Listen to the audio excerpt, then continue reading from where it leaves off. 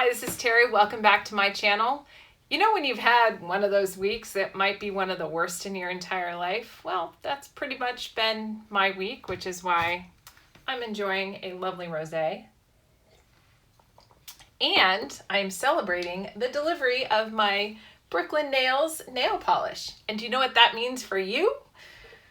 We are going to do our very first giveaway. So I ordered 2 sets of nail polish. So we've got this pretty brown and this pretty pinkish red. I don't know what the hell it's called. Do or die. Ooh, I like that. This one is it brick? And I think that's for Breukelen. And then we've got a Stay Polished oil and a 2-in-1 base and top coat. So the giveaway is, and hopefully I'm not screwing this up because it's the first time I've ever done this. You need to watch all the way through for the special question. And assuming that we can get 20 likes on this video, for everyone who answers the question in a comment on the video, you'll be entered into the drawing. Now, if you are in a foreign country, I think we're going to keep this just to the US because postage to either Poland, because I know I've got Poland, I've got Taiwan, I've got Paris, and then maybe a couple of others. It's like $20 for postage. So we'll do something for international some other time. So anyway, watch all the way through. But today's topic, Ray, do you know what today's topic is? You never tell me anything, so no. Ooh, we're just edgy. You just spent the day with your friends. Yes, and it was fantastic, and then they left. Well, when are you scheduled to get together with them again next? I'm going to figure that out right after we film this video, so chop chop. Okay, got a timer.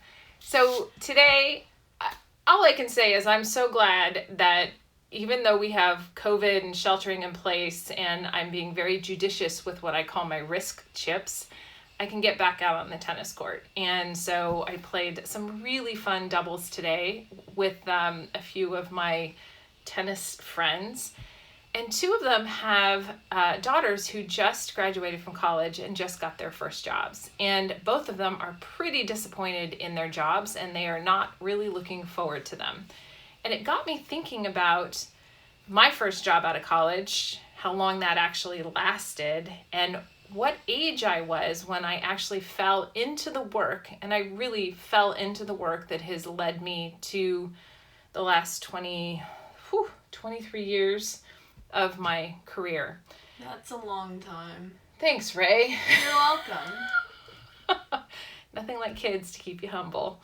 So when I graduated from college, it was 1992, and I graduated with a Bachelor in Science in Organizational Communication Public Relations. And why that degree? Well, because halfway through, or maybe in my 3rd year, I went to the counselor's office and I said, what degree can I get with what I have in order to get out as quickly as possible? I was not your normal college student. I worked full-time for my dad's accounting firm. I was the controller and human resource manager for an ex-boyfriend's printing and direct mail company. I worked at a law firm doing collections and receivables and and office management type stuff. I helped set up a candy and nut distribution company that my dad invested in. I had a lot of, actually, when I graduated from college, I probably had more work experience than a lot of people did when 5 years into post-college career. But I did not know and appreciate that experience. And so I went to work for an ad specialties company in San Francisco. What's ad specialties? It's trinkets and trash. So anything that has, I'm looking around to see, anything that has a label or a name or something that is promoting something else. Ooh, I have something. So, for example, TomboyX did Band-Aids. So this would be trinkets and trash. Anyway, so was that a shameless plug for one of my portfolio companies, TomboyX underwear? Oh, I'm not complaining. I love their stuff. I know, and it looks really cute on you too.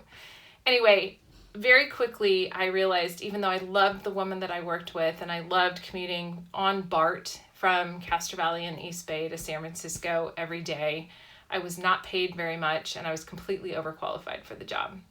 And after about 5 or 6 weeks, I said to my boss, and to the office manager, it's like, is there anything else? What's my path to the next thing? And they were like, well, this is pretty much it. And I thought, this isn't for me. So I told them, I said, I will help you find my replacement. I will train my replacement, but then I need to go because this is not a right fit. And so within about 6 weeks after that, I was out of there. So that was a really bad, not a bad, but it was a learning experience to realize that I had underestimated me and overestimated the job. Which brings me to the number of other things that I did until I was 27 after I got my master's degree, which I did 2 years at night working full time, that I fell into system implementation and project management work at NorCal Waste Systems. And so I was 27 when I really found the thing that I loved and I was great at, that then led into biotech, that led into, everything else to where I am today. So when I look at these gals and I hear their mom's stories about them being unhappy with their choices, this really got me thinking about expectations. And I don't know if it's this generation or what, in thinking that they have to love the work that they do. I feel like when you first graduate from college, and if you're my age watching this, it's like it's resume building, it's experience building, it's network building. First thing out is never going to be, not never, but it's rarely going to be 100% aligned, because you have to build the experience to get to the thing that you probably really want to be doing. But then there's the other thing that is very interesting and I've seen it with Adam, where he'll do a job for a while and he's like, yeah, this isn't doing it for me. And he'll go ahead and he'll quit the job. Now he has great work ethic during that time period, but then he's like, yeah, I don't want to do this anymore. And the gals and I were talking on the tennis court about how we respect that, but it's a foreign concept because it really wasn't how we were raised. But we admire their ability to say, hey, this isn't in alignment with what I want. This isn't taking me to where I want to go. And so I'm just not going to do this job. Whereas I think a lot of us in, let's say, the Gen X generation simply put up with a lot of stuff for a long time because it either paid the bills, got us healthcare, got us through, let's say, maternity leaves, or, there are a whole host of other reasons why we might stay in a job that might not be perfect. And I'm not even going to get into the gender thing, but it was just an interesting thing because one of the gals talked about her son who was incredibly frugal and put money away. And one day was like, yeah, I don't want this job. And he just quit. And it gets me to think about how employers may have trouble investing in employees who aren't committed to them, and how that whole employer-employee relationship really has to change. And as an angel investor, I've seen, I want to say, pitch after pitch from startup after startup who have things or programs or incentives to try to keep, let's say, millennials and soon to be Gen Zs motivated to stay on the job so that they can invest in them and then, try to retain them, because we all know training new employees is expensive. So it'll be really interesting to see how this all plays out. And I know this was a bit of a surprise, but is this even remotely interesting to you, Ray? I mean, I don't know. I'm just zoning out half the time, and yeah. You're not being very helpful these days in these videos, but... You're welcome. You edit them. I should just be happy that you're editing them. Okay, so since you've watched this far, I'm going to go ahead and tell you what the question is that I want you to answer. Actually, it's a series of questions. Whoops, and Ray loves it when I... Okay. What was your first real job? And I'm going to let you define what your real job was, because I'm not sure that filing for my dad's accounting firm when I was 9 counts as my first real job. But I worked at a bookstore, and then I was also doing tax returns and financial statements for my dad at 16. I'm going to say that really counts as a real job. How old were you? I was 16.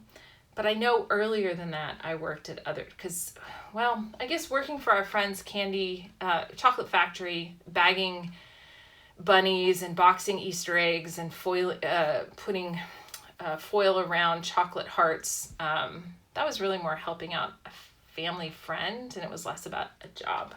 So what was your first real job? How old were you? And what did you learn from it? So go ahead and put that in the comments. And I'm going to put everybody into a bowl, and first person in will get an extra thing in the bowl for the fabulous Breukelen Polished nail polish. So I think we're going to go ahead and just wrap it up there, because I've got to put a statement of work together for a new project for a client in August. Ray, your birthday is August 18th. You look and sound rather I'm not unsure. No, I absolutely know. It's just like, shit, my project's over that. But you're going to be in school anyway, right? Here at home? Yeah, no, I'll be in school, but not at school. Well, actually, hopefully what you're going to do is ditch school that day and drive around to all the DMVs in the area and hopefully get your driver's license. Ditch school as in not go to the campus, which I'm already not going to? Well, I don't know what you have to be online for. But No anyway, idea. Hopefully you can get your driver's license that day. Speaking of which, did you sign No, up? I completely forgot. So anyway, enough mothering for me. But I thought this was just a really interesting topic around expectations about job, work. Like Ray has 3 different gigs that they piece together. I'm not sure. Ray's not motivated to make money. No. No. Because I don't buy anything. No. So you do work for me, you do work for the neighbors, and then you do work for Bronwyn. But it really is more to help people out. So you're more in service than looking to make some money, which I think is an interesting thing. And I'm actually kind of proud of my kid for that. Nicely done, Ray Ray. Yay. Anyway, I think that's it for today. So thank you for watching. Thank you for subscribing. Don't forget to click the bell so you get notified every Tuesday and Saturday when we have new videos out. And let's see, do you think I can get this right? Who knows? Let go of perfection, take some risks, and above all else, have some fun.